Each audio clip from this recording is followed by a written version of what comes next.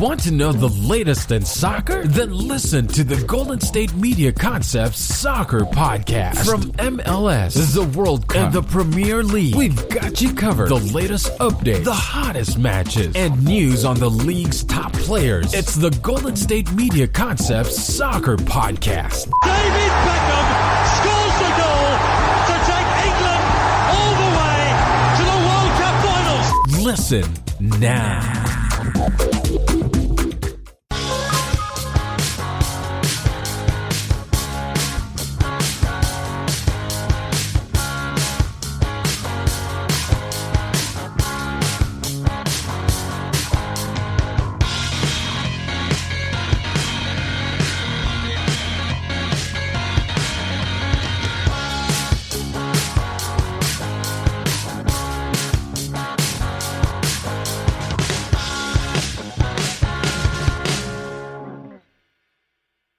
Thank you for tuning into the GSMC Soccer Podcast, brought to you by the GSMC Podcast Network.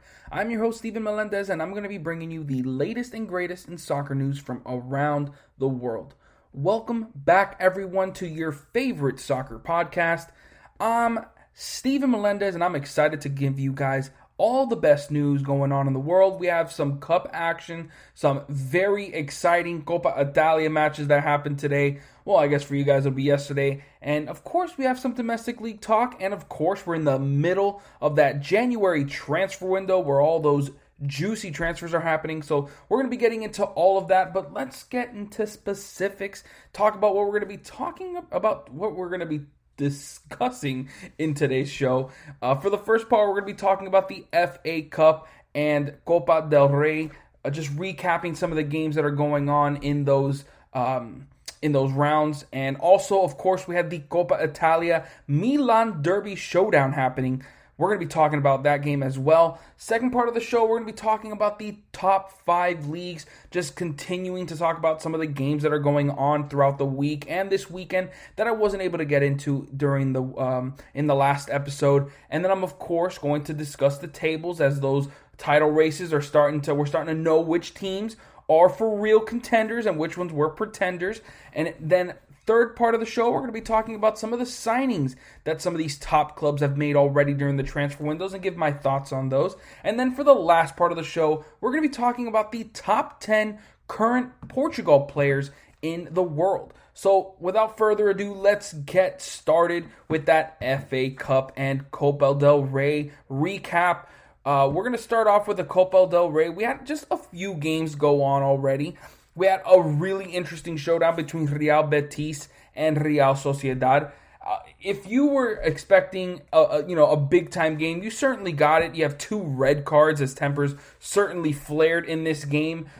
Unfortunately for Real Sociedad, they were the ones to lose this game 3-1 to Real Betis. But they started the game off really good. Mikel Oyarzabal, one of their stars, got off to a good start. 13th minute goal for him to give Real Sociedad the opening lead. But then they could not hold on to it as Real Betis were able to equalize late in the game once both teams were at equal 10 men apiece. In the 78th minute from Sergio Canales, he was able to tie the game up and send this game into extra time. And at that point, it was the Borja Iglesias show. He got a brace in the extra time, first in the 96th minute and a second one in the 111th minute to send Real Betis into the quarterfinal and leave Real Sociedad wondering what has happened to their season after starting off in La Liga so well and just looking like one of the top surprising teams this year. They have absolutely fallen apart. They allow Real Betis to pretty much dictate the tempo of this game. Despite them starting off so well, Real Betis were able to slow things down, kind of play their game. They ended up getting 14 shots, 8 of those on target, so they've had efficient looks. While Real Sociedad, 18 shots, but only 4 of those on target. So obviously these were 2 teams that, were coming in and trying to play very well. I mean, obviously Real Sociedad trying to right their passage and trying to make things, change for them, trying to change the momentum of their season. But they did not do that. Eyal Ramendi picking up a red card just after the second half started wasn't a good look for Real Sociedad, but Real Betis kind of evened things up. However, surprisingly enough, that was when Real Betis started scoring all their goals once it got evened up at 10 men apiece. But man, this was just kind of a game that it felt all Real Betis. Despite Real Sociedad having the lead for most of this game, Real Betis were able to come out on top and win it 3-1, move on to the quarterfinals. Huge for them. Then we had Villarreal taking care of business in their game against Girona. It wasn't an easy game by any means. They had 12 shots, Villarreal, only 3 of those on target, so they couldn't really find many efficient looks. They got 1 goal early on in this game from Yeremy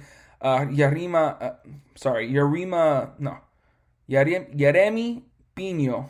My bad, guys. In the 19th minute, that was the first goal of the game for Villarreal. Girona kept to a clean sheet, so Villarreal were able to move on to the quarterfinal in this Copa del Rey competition. But Girona just really all game weren't able to get much going. Only had 9 shots, 2 of those on target. So Villarreal were able to pretty much control this game throughout the entirety of it. And I mean, just got to give the props to them. I mean, obviously didn't dominate by any means, but they did what they had to do. Didn't play all of their star players. Danny Parejo came off the bench. Paco Alcázar as well. So yeah, they didn't really. Pau Torres did play. Rulli, Peña, Coquelin. All those players played, but for the most part, in the front 3, they didn't play all their star players, and were still able to come out on top. Big game for them. And then lastly, we had a pretty exciting 6-goal thriller from Levante and Valladolid. Started off with Valladolid getting the scoring started with Tony Villa scoring in the 13th minute for Valladolid.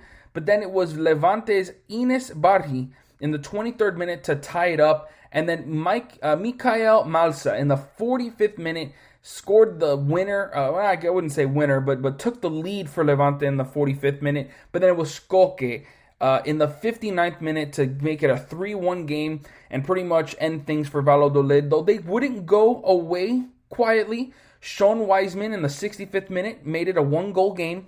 But then in the 80th minute, Jose Luis Morales Nogales scored in the 88th minute via penalty to give Levante that 4-2 lead and pretty much end any chances for Valladolid to get into this game. And really, this was a struggle for Valladolid for most of this game. They did have pretty much even possession with 51%, 49% in favor of Valladolid, but they only had 16 shots and 3 of those on target, while Levante were seeing very efficient looks, had 13 shots and 10 of those on target.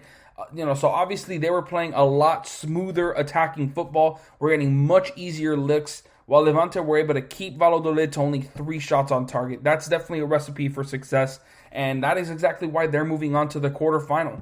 We do have a few more games left to play, obviously. We have Sevilla, Valencia playing tomorrow, or I guess today, depending on when you guys are listening to this. Osasuna and Almeria, as well as Barcelona and Rayo Vallecano playing on the same day. And then lastly, we have on Thursday, Granada versus Navalcarnero and Athletic Club versus Alcoyano. See if Alcoyano can continue this incredible run if they defeated Real Madrid in the last round. But yeah, and that is all we have for the Copa del Rey. Now let's move on to the FA Cup, where we had some, big clubs taking on. We had a big-time matchup between Manchester United and Liverpool. Can't wait to get into all these. And these were all on Sunday, which I was not able to get into in my last episode. So first, let's start off with Chelsea, who took on Luton Town. And this was all Tammy Abraham. I mean, got a hat trick in this game. First 2 goals in the first 20 minutes. And man, I mean, Tammy Abraham has always had this talent. I mean, he showed it last year when he was getting regular time for the first team. And I mean, this is the Chelsea that you usually want to see. I mean, even though they gave up a poor look in the first half, kind of could have been saved by Kepa, but kind of let it go right underneath him. He did redeem himself with a few good saves late in the game. Before so that Chelsea can pretty much pull away. But this game was pretty close for a lot of it, even though Chelsea were dominating possession. They were pretty much controlling the flow of this game. They had 21 shots, 7 on target. So they were consistently putting pressure on Luton Town. But then late, 74th minute, Tammy Abraham was able to get his hat trick and solidify this game for Chelsea. But it wouldn't be a Chelsea game without a little bit of drama. Timo Werner, man, he has just not been able to catch a break. He draws a penalty late. I mean, it was pretty much the last couple minutes of the game.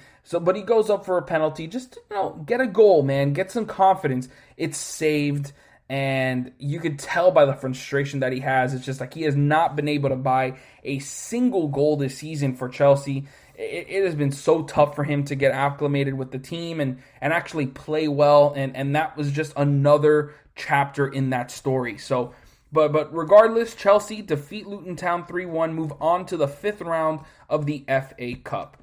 Next, we had Burnley versus Fulham.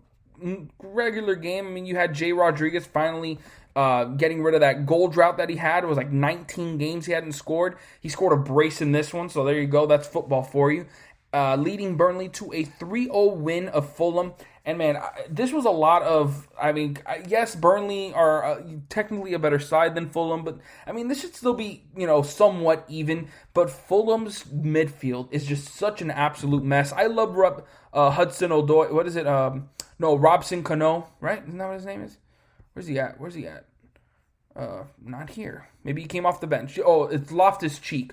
I really like what Ruben Loftus-Cheek brings to Fulham. They weren't playing all of their top players because obviously, the amount of football that's being played in the Premier League. So you had Kenny Tete on the bench, Loftus-Cheek on the bench, Harrison Reed, same thing, Alfonso Areola not starting. But it's just they could barely get anything going unless you had a guy like Loftus-Cheek, making those runs down the middle of the pitch. And if he wasn't on there, they couldn't control anything. And that's been the problem, the biggest problem for Fulham this season. They not being able to control anything in the midfield, the tempo, not going the way they've needed it. And that's why they lose 3-0 to Burnley in the 4th round. Next, we had Leicester City defeating Brentford 3-1. Cengiz Ünder scoring his first Premier League goal, or I guess, just the first goal for Leicester City in the 46th minute. He almost had a chance early on too, but it was actually Brentford who opened up the scoring with a goal from Sorensen in the 7th minute. So they got off to a really hot start. But then the comeback was obviously going to happen. I mean, no one was expecting Brentford to defeat Leicester City. Despite Brentford being able to make it to the semifinal of the Carabao Cup, it just wasn't expecting them to do that same thing here in the FA Cup. Even with Leicester City not playing with all of their main players, they did have Tielemans, Harvey Barnes, James Maddison, and even Pereira started in this game, so him starting to get those legs under him, that's always a great sign. But you obviously had most of those starters on the bench for Leicester City, and they were still able to come through with 3 goals in the second half to lead themselves to a 5th round appearance in the FA Cup, defeating Brentford 3-1. What else we got? We got Manchester United versus Liverpool. This was not the same type of game that we saw in the Premier League. They had a lot of goals going on in this game. Mason Greenwood scoring in the first half to tie it up after Mohamed Salah scored in the 18th minute. But then it was Marcus Rashford taking the lead for Man United in the second half. And Mohamed Salah answered once again in the 58th minute. And that's kind of been this season. Mohamed Salah doing a lot of the creating and scoring for Liverpool, while a lot of other players are not playing to the same level that they have in recent years. And yes, Firmino is just not playing the same. Sane didn't play in this game, but he hasn't been the same. You had Thiago starting when Wijnaldum played, Robertson, Alexander-Arnold, even Alisson was in there, and of course Fabinho in that back line with Williams. But man, there were some mistakes made in that back line, and it led to Bruno Fernandes scoring a beautiful free kick to give Manchester United the lead late in the game in the 78th minute, giving Manchester United that 3-2 win over Liverpool, kind of continuing that drought that Liverpool have been in as of late, just not able to finish games. and dropping points. Now it happens in the FA Cup. And you got to hand it to Manchester United, man. They came into this game. You knew Liverpool weren't going to want to, were going to come out firing on all cylinders. But they came right back. I mean, each team had 14 shots and 14 shots and 6 shots on target for both teams. Liverpool were pretty much controlling most of the momentum in this game. But even against the run of play, Manchester United were able to get goals against this back line of Liverpool that have been a mess since Virgil van Dijk hasn't been in the lineup. And yeah, man, Manchester United move on with a 3-2 win. Everton took care of business against Sheffield United. Dominique Calvert-Lewin continuing his career year with another goal in the 29th minute.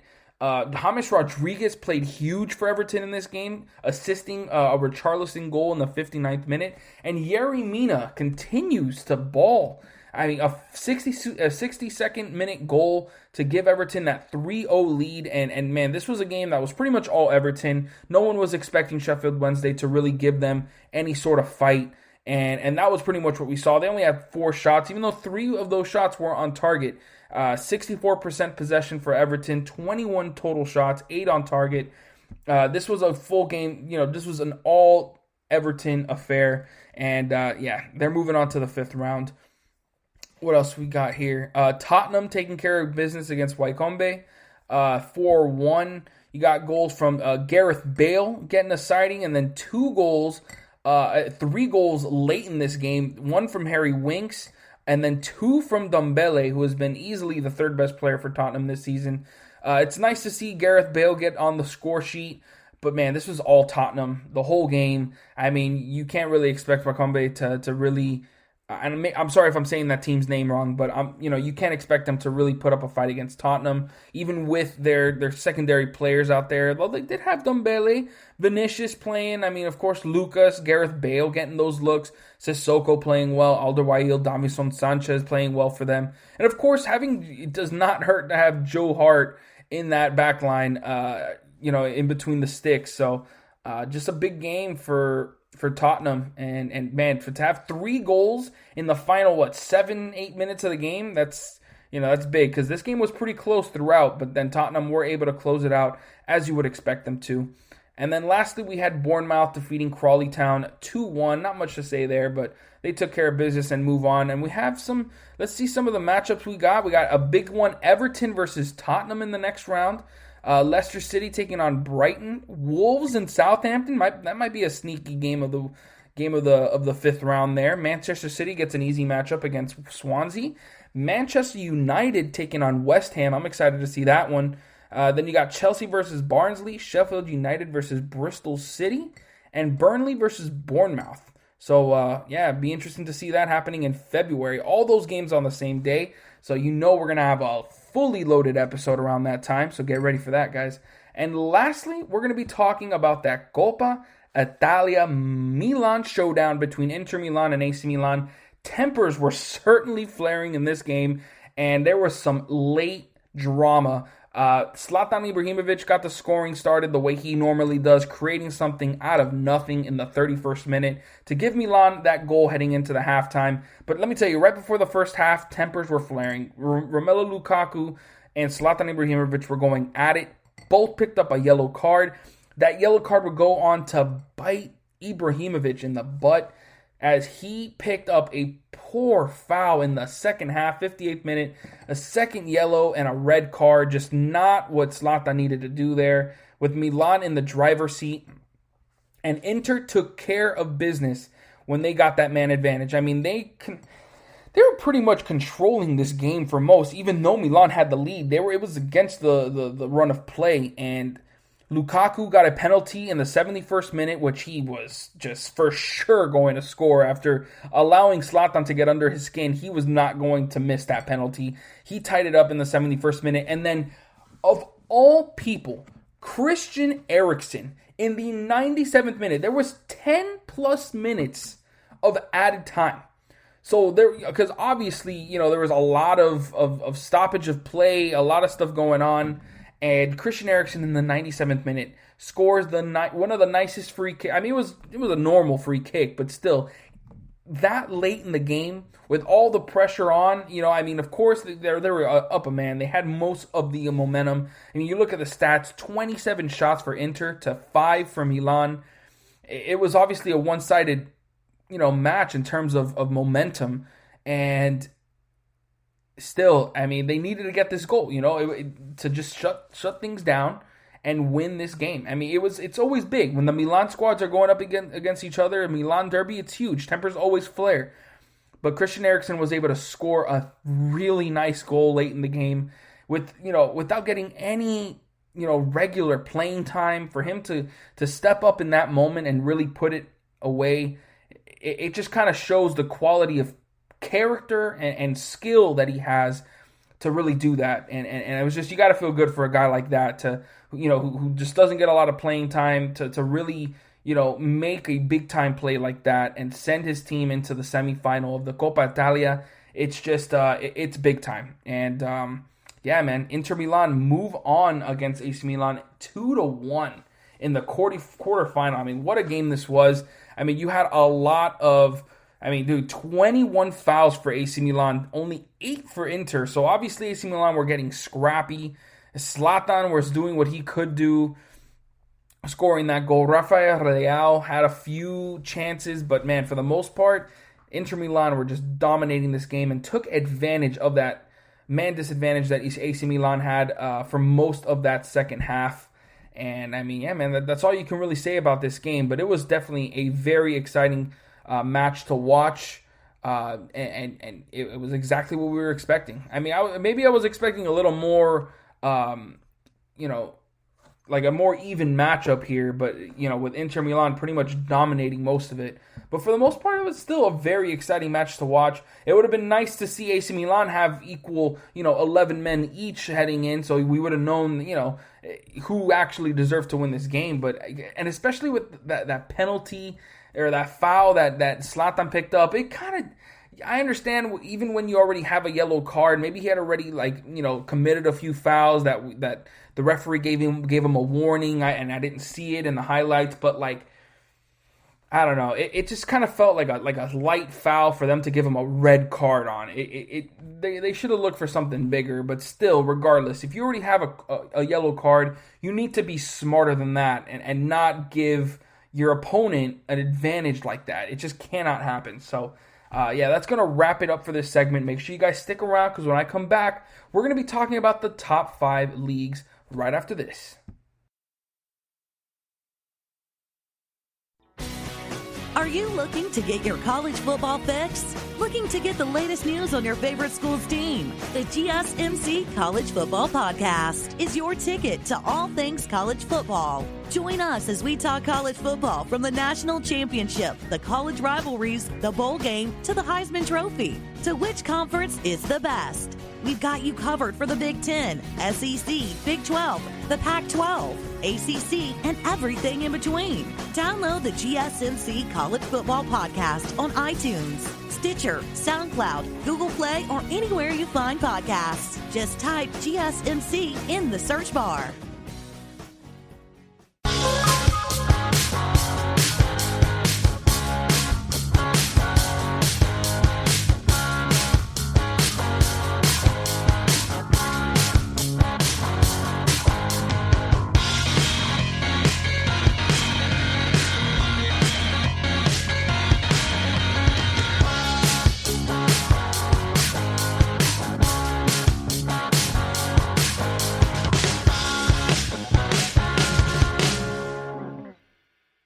Welcome back, everyone. If you missed the last segment, we talked about some of the cup action that's been going on throughout this week with Coppa del Rey, Coppa Italia, and of course the FA Cup. And now we're going to be talking about some of the top, or all of the top 5 leagues, discussing some of the games that have already happened this week, some of the games I missed in the weekend, and then of course discussing the tables, as of course always we got some movement in the top of the table. So we're always going to start off with the Premier League, then maybe move on to Serie A, Bundesliga, La Liga, and lastly, Ligue 1. So let's just get started with the Premier League. We had a few interesting games going on. I talked about all the games from this past weekend, as we had only one on Saturday between Aston Villa and Newcastle, which Aston Villa won. Of course, we had a lot of FA Cup action. That's why we didn't have anything during this weekend. But today, or Tuesday for you guys, we had 4 matches go on as Leeds United took on Newcastle, West Ham against Crystal Palace, Arsenal versus Southampton, and Man City versus West Brom. So let's just get started with Leeds United versus Newcastle United. Leeds took care of business here, defeating Newcastle 2-1, which is what you would expect from Leeds, as they've been pretty much a mid-table club for most of the season, while Newcastle, kind of going through their roughest patch of the season, have been kind of in that relegation zone for a lot of time. They're now in 16th place, just 7 points out of relegation. And Leeds United with 26, they got 3 wins now in their last 5. Looking pretty solid. They've been a pretty average team, even though we expected a little bit more from them early on. I kind of thought they would be in that top 10, but now with 3 wins in their last 5, they do have 2 losses mixed in there. Where they were just coming off 2 straight losses actually before this win against Newcastle. Were able to win and get back up to those winning ways. They got a goal from Rafinha in the 17th minute before, and then Miguel Almiron from Newcastle tied it up in the 57th before Jack Harrison scored the game winner in the 61st minute to give Leeds United that 2-1 win. They claim all 3 points and move on. West Ham continuing to play extremely well, and on top of that, Thomas Soucek, 2 goals in this game. Incredible the way he's just been scoring goal after goal. But it was Wilfried Zaha for Crystal Palace who started off the scoring in the 3rd minute before Thomas Soucek, even just 6 minutes later, equalized. And then in the 25th minute, he would get his brace. They go into halftime up 2-1. Craig Dawson scores in the 65th minute to make it 3-1 and pretty much end the hopes of Crystal Palace. They would get a late 97th minute goal from Michy Batshuayi. And that was all she wrote, man. But West Ham, you got to be extremely impressed with what they've been able to do. Now 4 wins in a row, and they are above Liverpool in the table. Liverpool, they're in 4th place. They're in a Champions League spot right now. Mind you, even with 35 points, they have a game in hand. Liverpool have a game in hand on them, and Tottenham, which are 2 points behind them, have 2 games in hand on West Ham. But still, who would have expected West Ham to be even within that European range? Nobody. I'm telling you, nobody. I had them as a mid-table squad. I think I might even be wrong. I think I might have had them. I'm going to look at that after I'm done with this episode to see where I had West Ham, because no way, no how that I have them anywhere near the top 8 even. And they are easily in that range. And with 4 straight wins, they're just playing so well, probably the best stretch of their season. And you just got to be impressed with what they've been able to do. I mean, controlling the tempo of games. I mean, with that midfield of Declan Rice and Thomas Soucek, you got to be impressed. Ben Rama in the middle of the pitch. Now Mikel Antonio comes back into the fold and is a really strong number 9. I mean, his number's 30, but you know what I'm trying to say. He's in that striker position and brings a really good presence there. Fabianski between the sticks is a really, really good goalkeeper that I've talked about before in my show.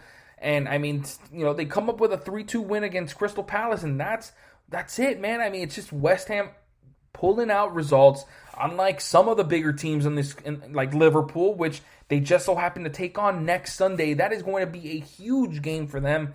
They also take on Manchester United, like I've talked about already, in the FA Cup 5th round.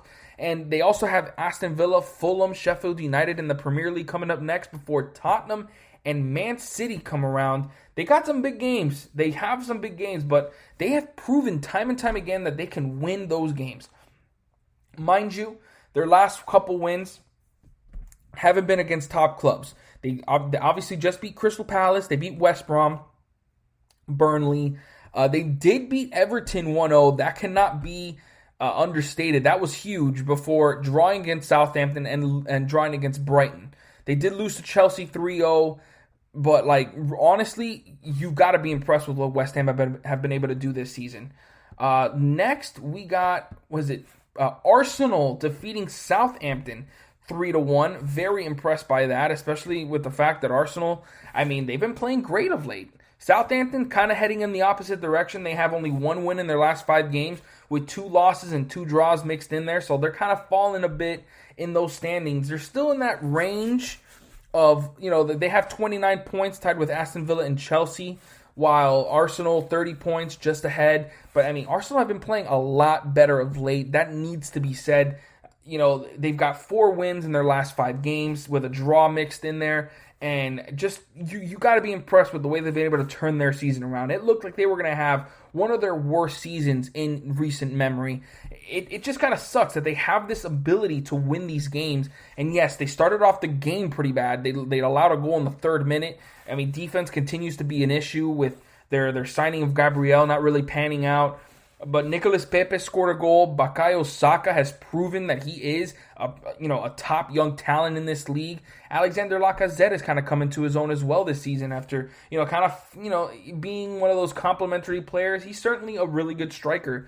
And that helped Arsenal get this 3-1 win. And, I mean, you saw a little bit of everything. You saw Willian showing some stuff. What am I talking about? Did Willian even play this game? Yeah, he got brought off the bench.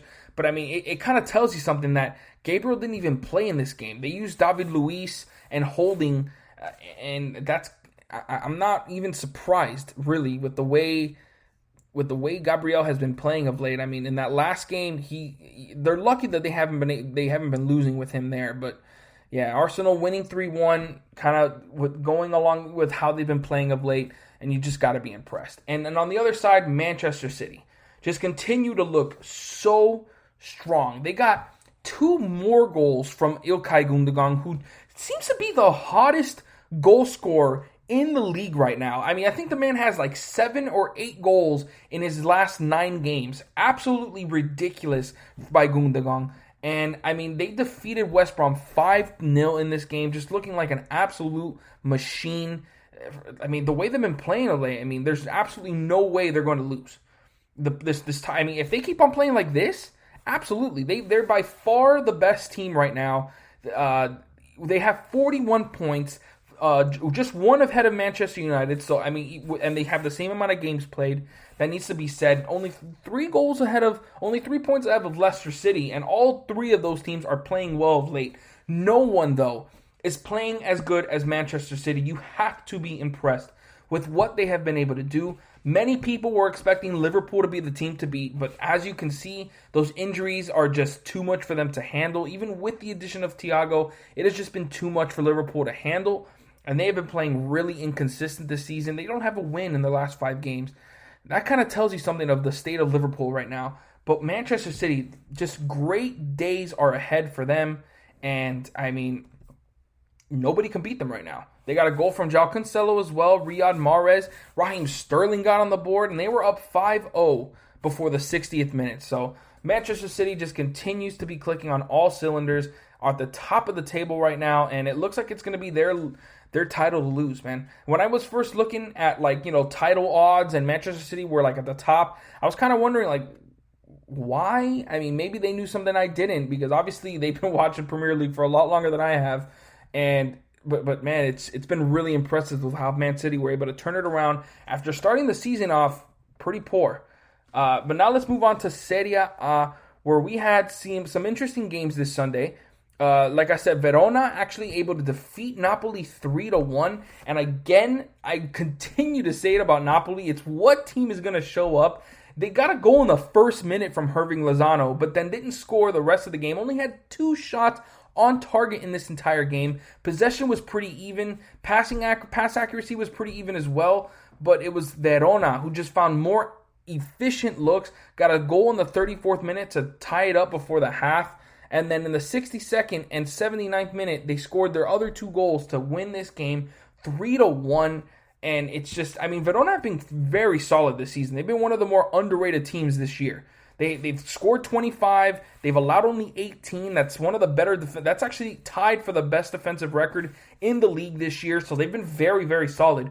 But for Napoli, I mean, look at that. They got 41 goals scored and 19 goals allowed. That's good for second defensively and one of the best offensive teams.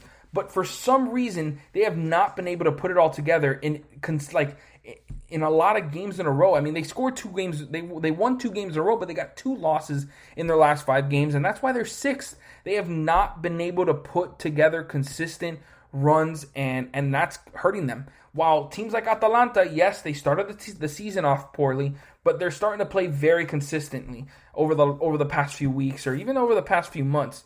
And when you look at that, I mean, they beat AC Milan this week. Juventus took advantage of that loss by both Inter Milan and AC Milan dropped points, and Juventus took advantage of that, defeating Bologna 2-0. You got a goal from Weston McKennie. So always happy when you got our USA international players scoring goals. And man, Weston McKennie has been such a revelation for Juventus, really adding some consistency to that midfield at a time when they haven't really been that good. I mean, the midfield is one of their weakest parts. If not, it is their weakest area. And Weston McKennie has added such a great, I don't know, like skill set to it. And he's going to be a regular for them. It should be for this season, more seasons in the future. Lazio taking on Sassuolo and defeating them. Francesco Caputo scoring in the 6th minute for Sassuolo to give them an early lead. But Milenkovic-Savic scored in the 25th minute to tie it up. And then you had Ciro Immobile scoring in the 71st minute to give Lazio that 2-1 lead. Huge for them as they've pretty much been playing great of late. Got 4 straight wins now, while Sassuolo heading in the complete other direction. 3 losses and a draw in their last 5 games. Just not have been able to play consistent at all. They're now tied for Verona for 8th place. After being right there with Milan earlier in the season, they have certainly fallen off a cliff. I mean, you look at some of these other teams, and I mean, it's starting to get a little tighter up top. I mean, Milan have been in the lead for a while, but they got 2 losses in their last 4 games. Have been dropping some points. Inter Milan as well have 2 draws and a loss in their last 4 games, so they also been dropping points, which has allowed those other teams behind them to kind of creep up a little bit. I mean, you got Roma with 37, just 6 behind Milan, 4 behind Inter Milan. Juventus and Atalanta with 36 apiece, just behind them as well. It's getting tight, and you can never count out Juventus in any title race. You really just can't, but still, it'll be interesting to see if Milan and Inter can really continue to play at a high level that they've showed all season long, even though they've kind of faltered a little bit of late. It'll be interesting to see what happens there. Let's move on to the Bundesliga, where we haven't really had any games happen since, let me see, we had a couple Sunday games. Like I said, Bayern Munich were not going to lose to Schalke. There was absolutely no way, and they took care of business there. They got a goal from Lewandowski, of course, a brace from Thomas Müller. David Alaba got in the scoring sheet in the 90th minute to absolutely obliterate Schalke 4-0. They dominated this game. I mean, 31 shots. They had 13 shots on target, same amount of shots that Schalke had in total.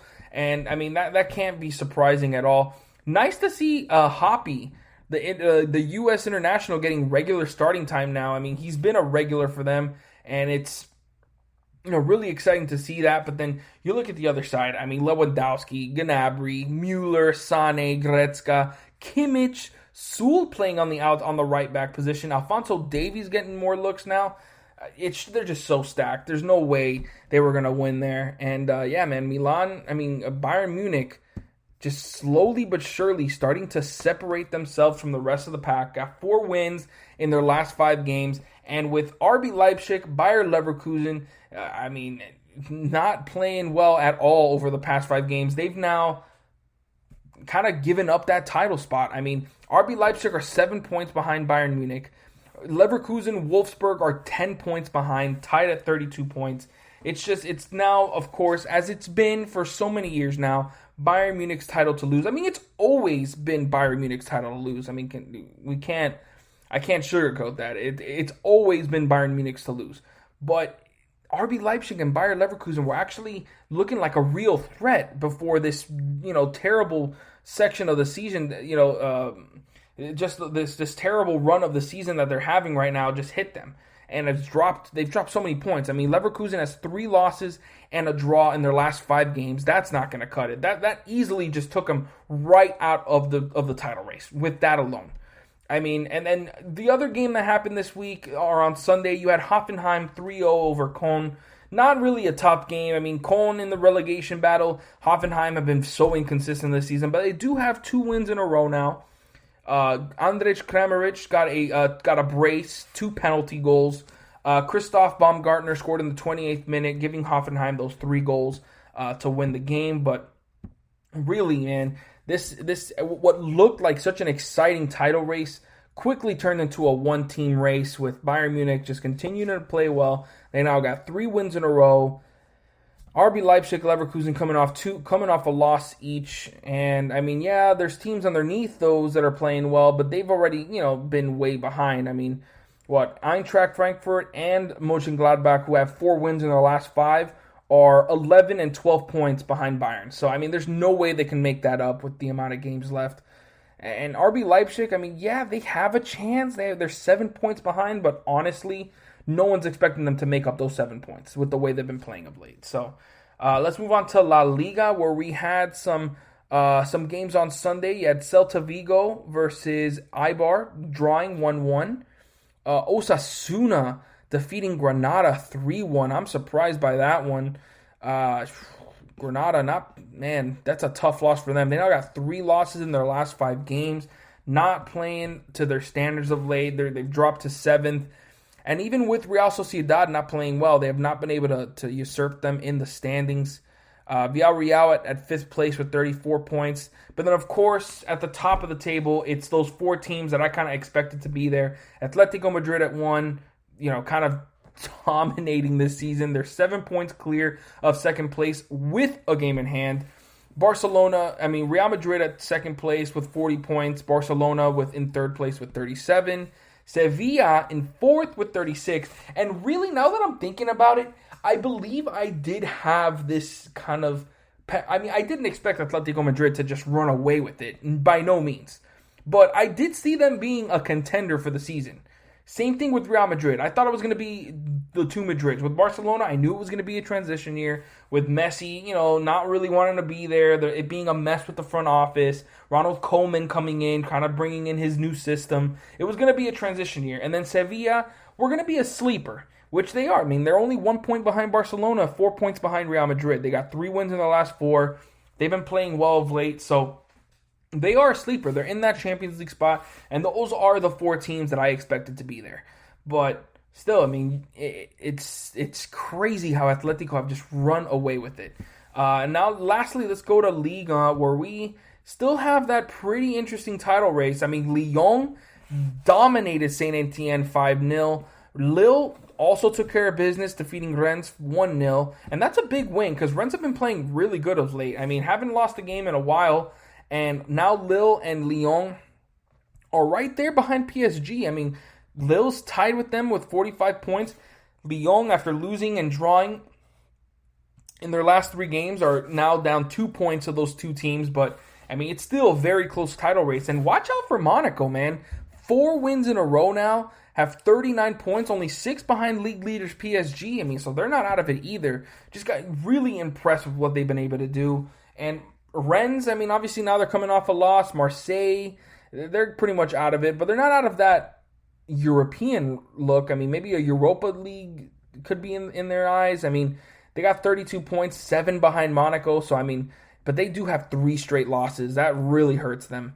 But, I mean, just got to be impressed with what kind of title race we got going on in Liga. It gets me excited that we actually have a title race in Liga. That has not been the case. Yeah, at this point, almost in February, we'd already be crowning PSG the title because they'd be 20 points clear at the top of the table. I'm loving the competition we're getting from Lille. Because the thing is, at the same time, I don't expect PSG to lose this season. I really don't. With Pochettino there, he's going to get through to the players. He already is. I'm just really excited for what we have coming up this season. And yeah, man, it's going to be a really exciting end to the season. So that's going to wrap it up for this segment. Make sure you guys stick around because when I come back, I'm going to be talking about some of the top transfer signings that we've seen so far in this January transfer window right after this. Tired of searching the vast jungle of podcasts? Now listen close and hear this out. There's a podcast network that covers just about everything that you've been searching. Hey! The Golden State Media Concepts Podcast Network is here. Nothing less than a podcast bliss with endless hours of podcast coverage. From news, sports, music, fashion, cooking, entertainment, fantasy, football, and so much more. So stop lurking around and go straight out to the Golden State Media Concepts Podcast Network. Guaranteed to fill that podcast itch. Whatever it may be. Visit us at www.gsmcpodcast.com. Follow us on Facebook and Twitter, and download us on iTunes, SoundCloud, and Google Play.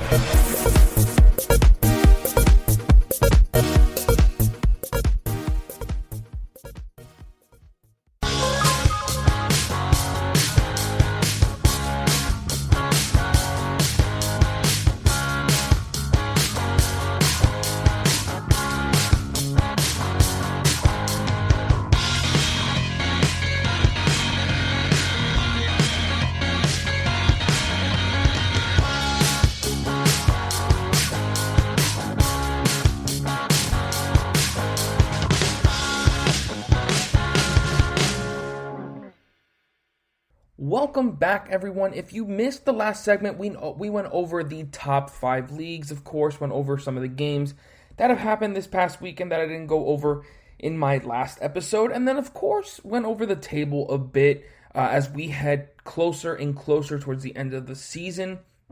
And now we're going to be talking about the top signings that I have seen for some of the top clubs during this January transfer window. There have been some big ones that I'm going to be getting into a lot. Some that, I don't really know too much about some of these players, but overall, they're all going to big-time clubs or leaving big-time clubs. So let's get right into it, starting with Mesut Ozil. I mean, this has been a long time coming. I mean, he hasn't been on the first team for Arsenal for quite some time now after he signed from Real Madrid.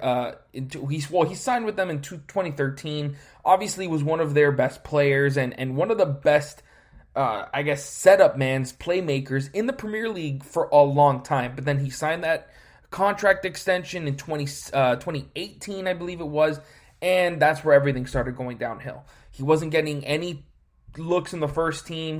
I don't know, he just wasn't playing that well, got exiled from the first team, was pretty much just a practice squad player from that point on.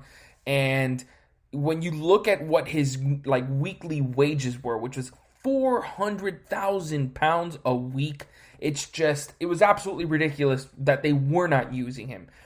No matter what new managers would come in, they just wouldn't use Mesut Ozil. And it kind of befuddles me because, and yes, new word, befuddle, just trying to mix it in there a little bit.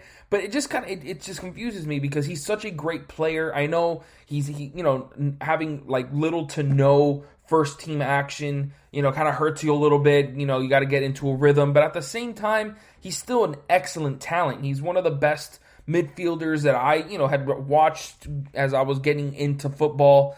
And Arsenal could certainly use him, but now Fenerbahce, the Turkish club, are going to be able to use his services. And you can't blame them for making this move. It's a great move for Fenerbahce. They're going to be, having a playmaking machine on their team now. And it's obviously going to, you never know if it's going to work out or not, but he's certainly a big-time player that a club that's, not big. I'm not saying they're not a very well-known team, because out of honestly all the Turkey clubs, Fenerbahce are one of the teams I actually know, so that must count for something. But regardless, it's huge for them. On top of the fact that they don't have to pay that $400,000 a week, payments for him a week. It's only going to be £75 a week. That's huge for them. On top of getting such a valuable player that is Mesut Ozil, it all will turn out to be a great deal. Even if he doesn't turn out to be that same player that he was, in his late 20s, he's still going to be an excellent player for Fenerbahce and will help them in the Turkey club, or in the Turkish league, I should say. Another move that was made January 22nd was Matty Ryan, the goalkeeper, moving on from Brighton into Arsenal. This is kind of a move I don't really have too much to talk about. It's a solid move for Matty Ryan. He gets to move to a bigger club and actually contribute there. And for Arsenal, it's also still a good move. You give some competition for Bernd Leno, who's obviously still going to be the number one goalkeeper. But you bring in a player like Matty Ryan, who has the ice. He has some experience. He's going to be just a proven player that they can rely on cup matches, and that's something that they've needed, because when you saw what Arsenal was bringing out during some of these cup matches, it was players that fans just could not back. And a guy like Matty Ryan, who has proven that he can perform, and he's all on top of that, he's an Arsenal fan, so he's going to bring his heart to the club. That is something that Arsenal need. And it's not those flashy signings, it's signings like this, or I guess loans, because yes, he's being loaned to Arsenal, that will help improve the club overall, and Matty Ryan is going to do just that. One move I absolutely love was, Arkadiusz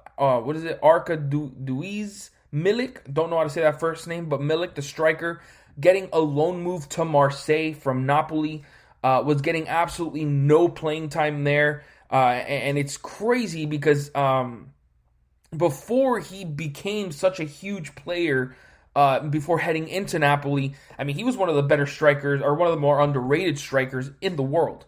And Napoli brought him on, and then he had a couple solid, like a season or 2 seasons that he was doing really well for them. But now he's getting absolutely no time at Napoli. And he's only 26 years old, being left out of pretty much every Serie A, Champions League squads, getting literally nothing. And it kind of befuddles me, there's that word again, that he wasn't being used. But now he joins Marseille, a French club where he's going to be able to help them make a push for the Ligue 1 title. They've slipped a little bit off that pace as of late, but he's still going to be an excellent talent that they can use. And they got a lot of great players, Benedetto, they got Payet, they got some really good talent on that team, but they don't have a classic number 9. Milik brings that in. He's already played for them coming off the bench. I'm sure eventually, once he gets his regular first team legs under him, he's going to start playing for them in the starting lineup. I have no doubt about it. And he's a big time player, and he comes in here on an 18-month loan with a reported option to sign him for $8 million, with $4 million in add-ons for this decent Poland international. And they should be able to get the best out of him. It's going to be a really, really interesting dynamic there in Marseille. But, I mean, to be able to get a guy who was considered one of the more underrated strikers for a while over the past couple seasons for on loan, first of all, and then for an option to buy of $8 million, I guess $12 million with the add-ons, that's a huge, huge deal for Marseille. So this is going to be an excellent signing for them. And honestly, it would be great for their future, because at just 26 years old, he obviously has a lot still left in the tank for him. He's probably just entering his prime now, and he's going to be giving Marseille that classic number 9 that they've been needing for some time now. We move on, and this was a big one here. Mario Mandzukic comes out of, I guess it wasn't retirement, but he wasn't really anywhere. But he moves on to AC Milan. Big time signing for them, as they really needed somebody that can back up Zlatan Ibrahimovic at that striker position.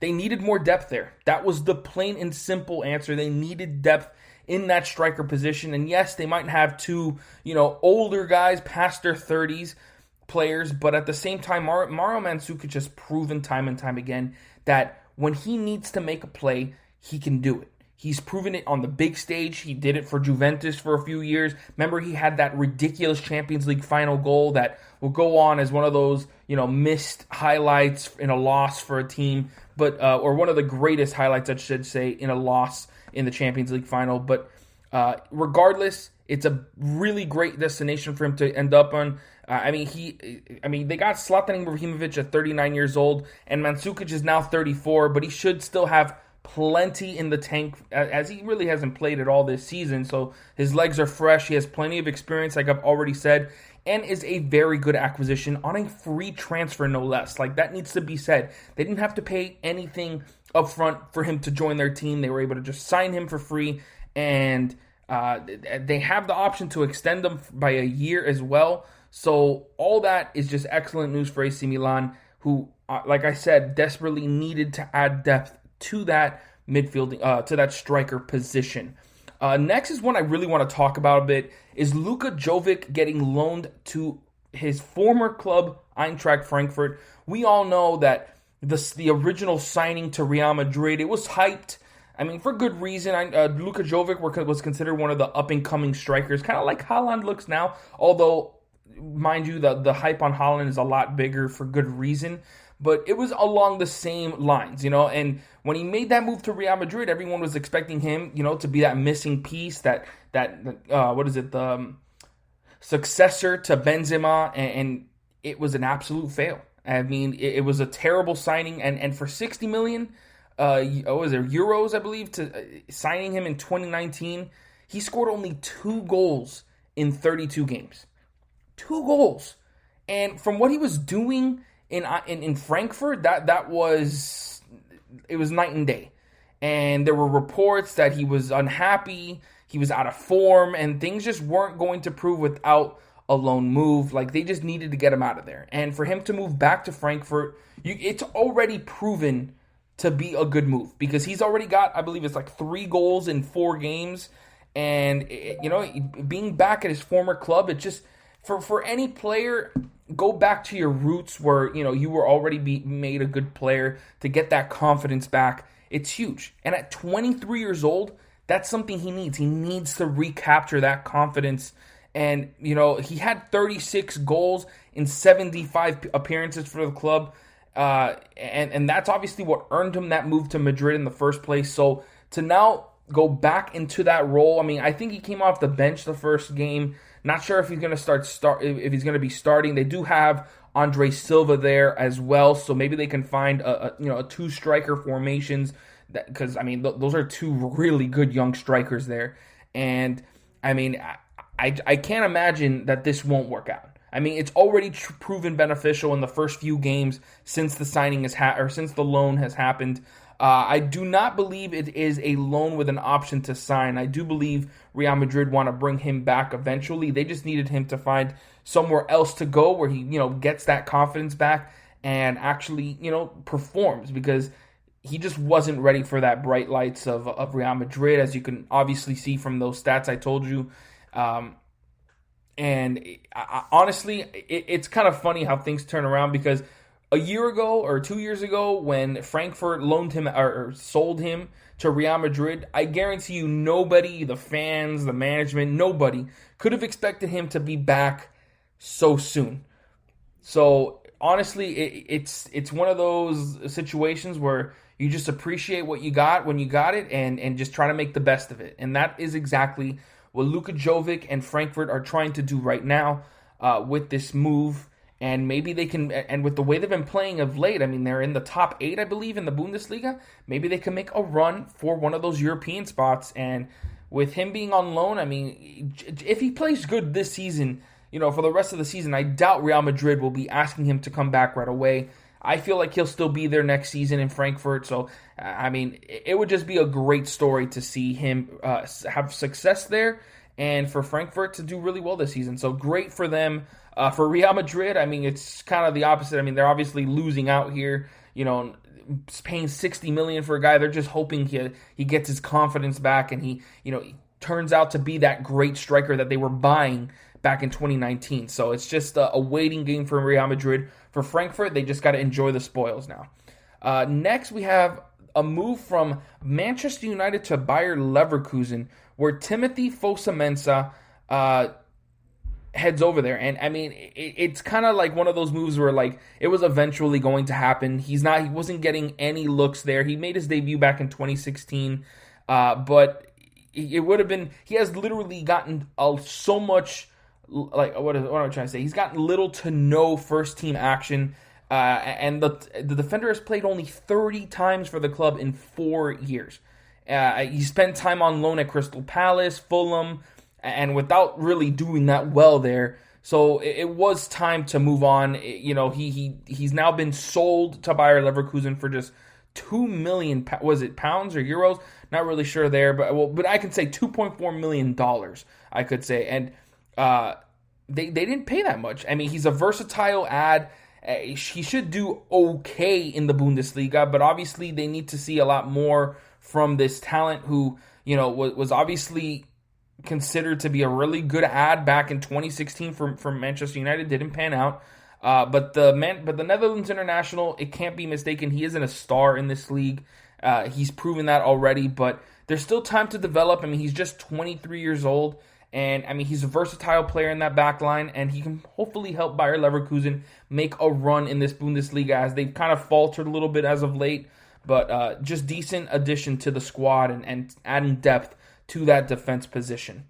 Another move, Moussa Dembele getting a loan move to Atletico Madrid. I was super excited when I heard about this move. I didn't even know it had happened until I saw it in one of the news reports, like as I was like searching up transfer deals that have been done in January. But this was a move that I'm actually surprised it happened now, because Lyon are actually battling for one of those for a league title. I mean, PSG might be pulling away now, which might have influenced their decision. But if there was any time for them to hold on to their players, it would have been now, because they had a chance to sell Dembele along with obviously, why am I missing his name? With Aouar and Depay, but now they move on from their star striker who had been playing so well. I mean, he scored 44 goals over the past 2 seasons. It kind of doesn't really feel like the smartest move to make here for Lyon, with them being this tight in the race. But again, you look at it from both sides, and for Atletico, they get an athletic striker, super quick. He's young. What is he, like 20? I mean, he's like 23, when we're 24 years old. I mean, he's still got a lot of room to develop, and you put him alongside Luis Suarez in that striker position. He probably won't be starting every game, but I mean on those, but you're not going to start Luis Suarez every game either. So it's great to have that, especially with Costa gone. It's great to add a guy like Moussa Dembele, a great striker, super quick, can certainly help out with that move, with that transition from just being one of those passive teams to trying to actually get it to those players. And you look at the loan, it's a loan fee of 1.5 million euros. That's not much to pay, and even the $33.5 million option in the summer is less than it would have been a year ago. So honestly, overall, it's a good move for Atletico Madrid. If he ends up playing as great as they're hoping, $33 million for Dembele, that would have been an absolute bargain a year ago. Now, I mean, you look at that, and that's huge. Huge for them. And obviously they're looking to try to, make this work. And I'm excited to see what happens there. Next, we have West Ham selling Sebastian Heller to Ajax for 22.5 million euros. Heller made a move to West Ham in 2019 for a club record signing of 35 million from Frankfurt. And obviously it didn't work out. It was an expensive move at the time. But he hasn't really hit expectations since then, so it looks even worse now. I mean, he's got 14 goals and 50 appearances in all competitions. So in all, that Haller move looked like a complete failure for the Hammers. But they opted to cut on their losses and take a $15 million hit while someone was still interested in him. I mean, they had to do what they had to do, but at the same time, it just kind of feels like a little too early for them to have moved on from him. I understand he ended up being a failure, but to sell your club record signing after just a year, I guess you can say, a year and a half now since you got him, it just kind of feels like a bit early. I mean, he's only 26 years old, but I don't know. It just kind of feels like, I mean, and I know the way he was playing for Frankfurt, kind of the same as Luka Jovic. He had 51 goals in 98 games. Before moving to Frankfurt. So, I mean, he was obviously huge, and I don't know. It just kind of feels, I don't know. It just kind of feels like a move that wasn't great for West Ham. Ajax, of course, they're going to take him on. They get him at a really good deal, and for Haller, it's a great option. I mean, he'll be able to settle quickly. I believe he's played at Ajax before. He played under current Ajax manager Erik ten Hag at Utrecht, where he scored the 51 goals in 98 games. So, I mean, he's going to, have an easy transition playing for, a manager that he's already played for. And overall, it's just a good move for Haller. And for Ajax, while for West Ham, they take the hit, which is not a good idea during this, pandemic times. But at the same time, they had to do what they had to do. And they're still playing well in the Premier League. So in the end, they know what they're doing. Next, we have Sead Kolasinac getting a loan move to Schalke from Arsenal. And, Schalke are a mess. They need help pretty much anywhere they can get it. They've been winless in like 13 games. They've been playing really, really bad. It's hard really not to say. That's the reason why they're in the bottom of the Bundesliga. But bringing in a guy like Kolasinac to help out with that defense and bring a veteran presence to the team, it obviously helps. And for Arsenal, it helps as well. Obviously being able to use Tierney a lot more. But it's just, I don't know. For me, it's just, it was kind of a move that needed to be done for both clubs. Schalke, they needed to bring in somebody that, has been there, done that, has a lot of, and needs a new, somewhere new to like kind of, what am I trying to say here? Trying to find that love of the sport again, because obviously at Arsenal things have not been good, especially for Sead. And for Arsenal, they just needed him to be gone, because they needed to find new guys and younger options to put in that position. Obviously, Maitland-Niles. It's just they needed to find a new area. And then obviously, I would like to talk about Dominik Szoboszlai. I believe I talked about him before, but it's the relationship between the two Red Bull clubs are obviously there.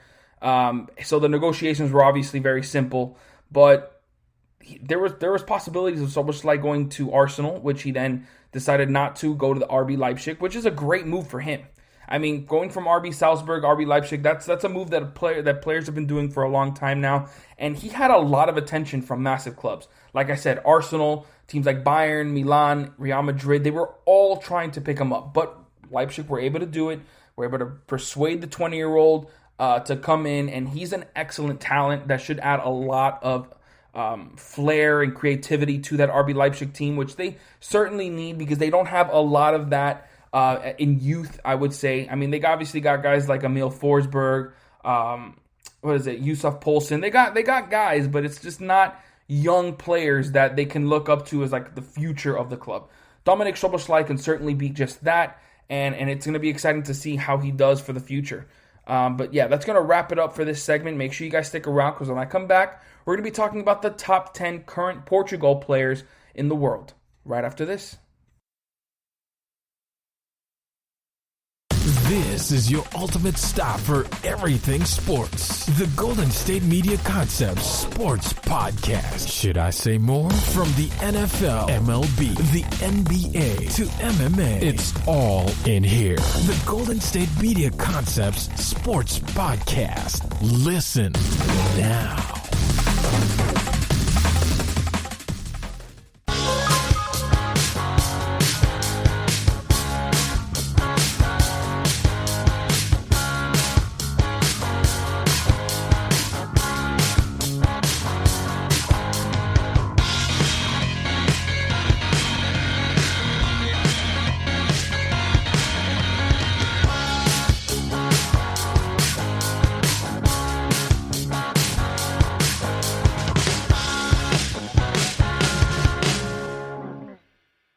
Welcome back, everyone. If you missed the last segment, we talked about the top clubs and the signings that they've made so far in the transfer window. And now we're going to be talking about the top 10 current Portugal players in the world. We got a lot of interesting players on this list. Obviously, we have some goats on. We have a GOAT on this list. I'm sure you guys all know. But then we also have a lot of young players on this list. Portugal have been a good country for a long time. There's a reason they're in the top 5 right now, but I feel like they'll be there for a long time because they have a lot of young talent that are going to be featuring here, and I can't wait to get into it. So starting with number 10, we have Andre Silva, the 25-year-old striker from Eintracht Frankfurt.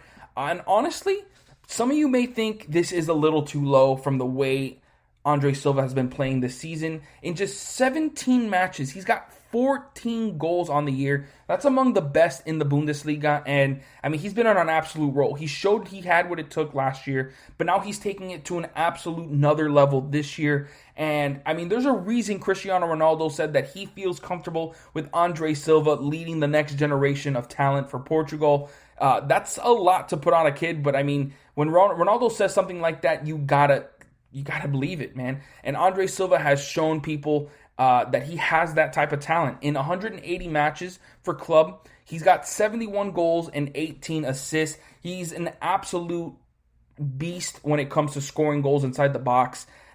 Just his ability to find the back of the net is not something you see very often from young players. I mean, at 25 years old, he's still got a little bit of time to develop, and he's certainly getting into that prime years of his, but he's showing that he can score goals in bunches, and he's a very good penalty kicker. That's a lot of people say that's an easy thing to do, but in my opinion, it takes a lot of skill to be able to score goals from the penalty spot as good as he does. Like this year, he's 6 for 6 from the penalty spot. But then he can also score by headers. He can score with his right, his left foot, inside the box, around players. He doesn't let the massive amounts of defenders around him to affect his aim or his accuracy. And that's something that I love to see in strikers, especially young ones.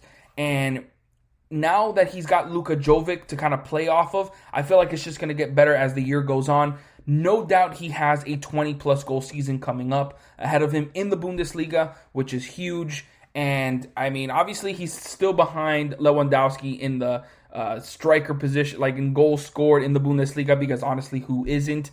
And when you just look at his overall talent, he's going to be a good player for years to come. And can certainly be the best striker that they'll have, and will be one of their main players for years to come in the international level. At number 9, this was kind of tough for me because, I mean, I know it's number 9, but this other goalkeeper that you're not going to be seeing on this list was so close to making it. I almost had him 10, but I got Anthony Lopez at 30, the 30-year-old goalkeeper from Lyon at number 9. It's just that it's really hard to determine who would you prefer between him or Rui Patricio, because Rui Patricio has been a really good goalkeeper for a long time, has been playing a lot longer than Anthony Lopez has, and is the number 1 goalkeeper for Portugal. Not sure if that's going to last for that much longer, because Anthony Lopez has been on the rise for a few years now. I mean, you look at his club stats, he's got 340 starts. You go with a 742 save percentage and 111 clean sheets. I mean, he has been an excellent talent for Lyon. Has been there pretty much since he started first team action. I mean, like professional football. And I mean, he came out really, really well a few years ago, and then has just continued to build on it and is a really, really good goalkeeper. The one thing that made me separate him from Rui Patricio is I believe he's more athletic. He's more likely to go out off his line and make those tough decisions to try to stop attackers on really long runs, which is one of those underlying skills that I love to see in a goalkeeper. If you're willing to get off your line, but I mean, there's goalkeepers that come off their line but do it in a really dumb way and really open things up like for their defense and makes things worse. Anthony Lopez more often than not makes the right decisions when he comes out, and on top of that, he's a much better passer than Rui Patricio. So he has more of those sweeper keeper skills that you love to see in goalkeepers now in this new age of football. So really, all in all, it comes down to preference. Would you prefer, the older veteran that has been there, done that for international and for club? Or would you prefer he's 30 years old, he's only 2 years younger, but he's still got like less miles on his legs. So, and that definitely accounts for something. So for me, I think Anthony Lopez is certainly the best goalkeeper for Portugal and should be the number 1 keeper for them for the next few years. Next, we have Ruben Diaz at number 8, the 23-year-old center back from Manchester City. And before the season started, I probably wouldn't have put Ruben Diaz in my top 10 Portugal players. But from what he's doing at Manchester City this first year with the club, and obviously we know how big of a club Manchester City is, it's honestly remarkable. He's been able to lead Manchester City along with John Stones, because you can't leave John Stones out of that, out of the, what is it? My God, why am I keep getting mixed up with words? Like, you have to give him credit for what they've been able to do at Manchester City, as they have the best defense in the Premier League. And it honestly has to do with those two. But Ruben Dias being that big-time signing that came in this summer is the biggest part, in my opinion. I mean, in 136 matches, he's got 11 goals and 4 assists. He's certainly not inept of scoring goals in set pieces, but where his main skills lie is with his defensive IQ, his ability to stay in the right position, to really keep his back line in order. And he also is a very good player with the ball at his feet. He doesn't get rattled when you got players pressuring him, and he doesn't lose the ball. He doesn't make the wrong decisions. That's what you love to see in a young defender like that, who obviously still has a lot more room to grow, because with defenders, it takes more than just a few years for them to really grow into the player that they're going to be. But from what you can see already, the raw skills that Ruben Dias has, he's going to be a great defender for Manchester City and for Portugal for many, many years. Next, at number 7, we have Ruben Neves, 23-year-old midfielder for Wolves. And when I first saw that Ruben Neves was 23 years old, I was shocked. I mean, when you look at him, he does not look 23 years old. I mean, I'm 27. I look younger than him. It's just crazy. But Ruben Neves is an absolute dynamite midfielder, can play anywhere you want on the midfield. He can be an attacking midfielder because he can score some absolutely ridiculous goals. He can play even defensive midfielder because his defense is just as good. I would more likely have him in that holding midfielding spot, wanting him to control everything in the midfield to be able to do whatever he needs to. But overall, he's just an excellent player. He's versatile. He knows what he needs to do in order to help his team. And, I mean, he's been doing a little bit of both. He helps out his team in terms of the defense. He helps them in offense. And just overall is a box-to-box midfielder that any midfield could use, whether for depth or first team. It doesn't really matter. Ruben Neves is a great up-and-coming player. And at just 23 years old, he's got so much more room to grow. He can easily be even further up this list as the years go on. At number 6, we have Luis Pizzi Fernandez, 31-year-old forward/midfielder from Benfica, who has been on an absolute tear of late. This year, he's not having that same effect, but over the past 2 years, he's had 13-plus goals and 13-plus assists in the last 2 years. That is an absolute, just ridiculous stat line. And obviously, he's not playing for one of the top 5 leagues, but he still plays in the Portugal League for Benfica, one of the bigger clubs there, and he gets Champions League action or Europa League action, and he has been an absolute maestro for Benfica. Gets players involved, can score, can dribble, technically skilled, is an absolutely ridiculous player. I'm just surprised he doesn't get much looks for the national team. I mean, I understand 31 years old. Before these last 2 years, he wasn't really lighting the world on fire. Probably wouldn't have even made my top 10, but he absolutely needs to be considered as one of the best Portugal players in the world right now. Just with what he's been able to do for Benfica, he's huge. And when you maybe he's not at the same level as the guys a little bit ahead of him on this list, because we kind of go into a different tier after this, but Pizzi is still a remarkable player, can do it all for the attack, and can play anywhere in the front 3 and play in the attacking midfielder position. So Pizzi, just huge for Portugal. Do not understand, again, why he does not get used more in the international level, but I guess they're just trying to move on with younger players, which there are a lot of good younger players at his same position, but I just feel like he would add a good veteran presence for Portugal. Next, we have Bernardo Silva at number 5, 26-year-old attacking midfielder/forward for Manchester City. Hasn't really had a huge impact for Manchester City this season, really isn't used as much as he was the early years with them. But he has had a remarkable career so far, and at just 26 years old, you look at his 311 matches played, he has 59 goals and 47 assists. And for Portugal, I mean, he's already got 49 caps, 39 starts to go with 7 goals and 15 assists. Certainly takes a more playmaking role with Portugal when you got, top scorers like Bruno Fernandes, Cristiano Ronaldo, João Felix, honestly, now starting to get more time with the first team. But, Bernardo Silva is a do-it-all player. Super versatile, can play on the wings. I don't really think of him as a striker, but he can certainly play it if he needed to. But you want him, controlling the ball, finding teammates open, because his vision, his playmaking is absolutely incredible. You look at those 15 assists in nearly 50 games for Portugal. He has been huge for wherever he goes. And I remember him when he was in Monaco, kind of like with that big-time team with Mbappe, who surprised the world, made it to the semifinal of the Champions League. For the way he has moved from there to Manchester City and has still become such a big player there, I feel like he maybe needs to make a move away because he's used more off the bench for Manchester City. He still has so much left in the tank, and if he moves to, it could still be a big club. I mean, maybe somewhere like in Serie A or where they love attacking football. I think he would still be huge and still has a lot of great football ahead of him. But yeah, Bernardo Silva at number 5 is one of the better players in Portugal right now. At number 4, we have one of my favorite players. In my opinion, one of the more underrated players in all of football, Ricardo Pereira, 27-year-old right back from Leicester City.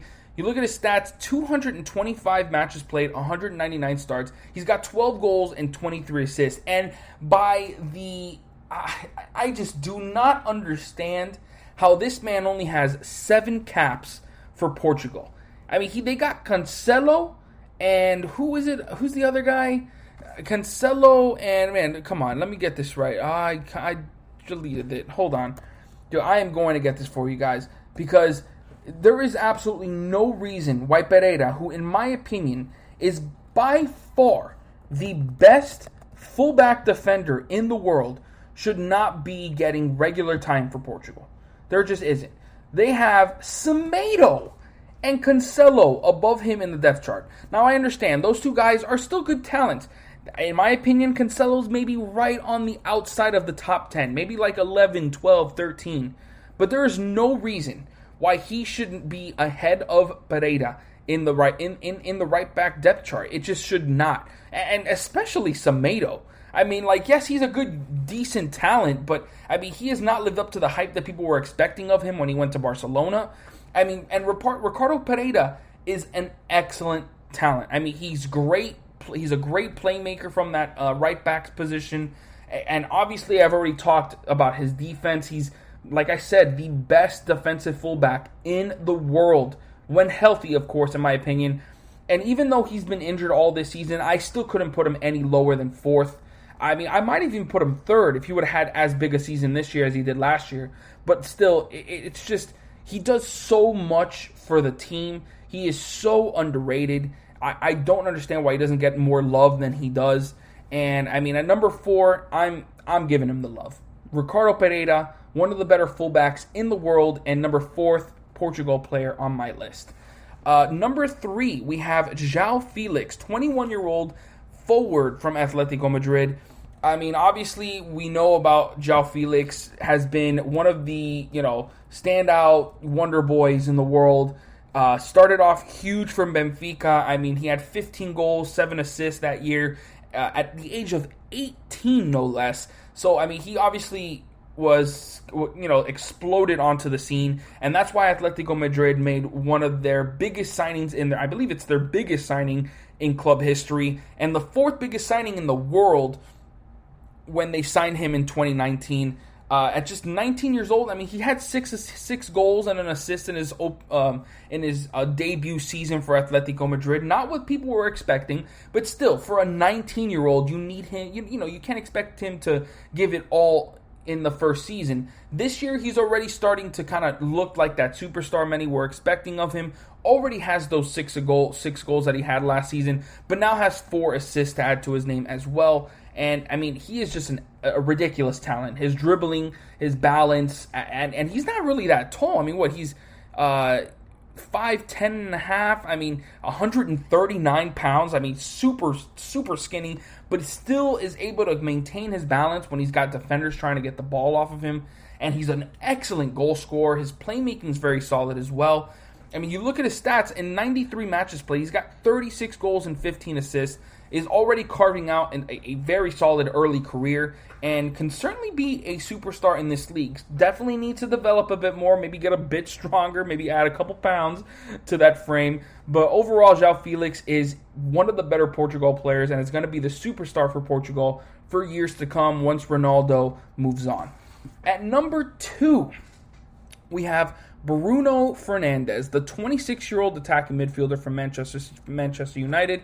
And what can I really say about Bruno Fernandes? I mean, I didn't know much about him until he made that move to Manchester United. But then when I went and actually looked him up, I mean, he has put up numbers for Sporting when he was in Portugal. I mean, there was one season he had 20 goals and 13 assists in the league. He followed that up with 8 goals and 7 assists a year after, before getting moved in the January transfer window. But then he put up 8 goals and 7 assists for Manchester United in his 24th age season. I mean, it's just huge what he's been able to do. His transition from playing in the Primera Liga to the Premier League now, it's just absolutely remarkable. I mean, he's got 11 goals and 7 assists already this season, and in my opinion is one of the best 2 attacking midfielders in the world. I mean, he's an incredible talent. I mean, his accuracy from dead ball situations is dangerous. I mean, you put him anywhere within 30, 35 yards, he's a threat. And like, his passing is incredible as well. His vision, his technical skills, he just has it all in that attacking part of the field. Defensively, he leaves a little bit yet to be desired, but that's why he's an attacking midfielder. He does it all on that end and is one of the true superstars on this Portugal team. But of course, he is not good enough to be number 1, because still, the number 1 Portugal player is Cristiano Ronaldo. Who else, honestly? I mean, the man is considered one of the greatest players of all time for a reason. You look at his 785 matches played, he's got 608 goals and 191 assists. And for Portugal, he's got 133 caps to go with 93 goals and 12 assists. I mean, he's put up a remarkable career, is still, at the age of 35, one of the best superstars we have in today's game, and man, we have to enjoy it while we have it. I mean, the man is an absolute star. He can do it all. His scoring is second to none. I mean, obviously, you put him up with a guy like Messi because that's the only person you can really compare him to. There is nobody that has proven themselves the way Ronaldo has proven themselves, aside from Messi. It's just remarkable what we've been able to see from him throughout his career, and I am